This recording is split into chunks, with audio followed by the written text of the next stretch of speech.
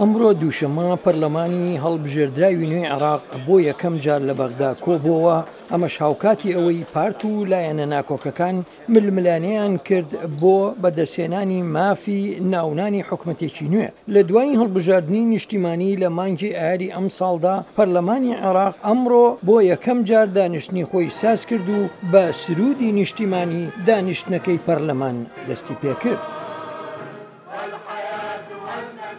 إن العراقيين اليوم ئەمڕۆ عێراقیەکان پێویستیان بە گەشەکردنێکی هاوسەنگ و بەردەوام هەیە. ئەوەی سەربەڵندی بۆ هەمووان مسۆگە دەکات و داهات و هەلی کار بە تایبەتی بۆ گەنجان دەرەخسێنێت. هەروەها بەشداریش لە چارەسەری ئاشتیان و سەقامگیری دەکات و بە مەبەستی چوونە نێو ژیانی پراکتیکی و خێزانی و کۆمەڵایەتیشە.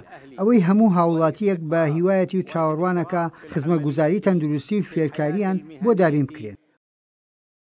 نريد بناء علاقات گەرەکمانە بنیاتی پەیوەندی هەرێمین و دەوڵەتی تەندروست بنێن کە لەسەر بنچینەی هاوکاری بێت و بە مەبەستی پتەوکردنی ئارامی و ئاسایش و ڕێزگردن لە سەروەری وڵات بێت. هەروەها دەستوەرنەدان لە نێو کاروباری سەرجەم وڵاتاندا. ئێمە دەستمان بە هەنگای پراکتیکی کردووە بۆ کۆتایهێنان بە ناڕەحەتیەکانی عێراقیەکان لە بواری خزمەتگوزاریەکان بۆ پارێزگاکانی وڵات.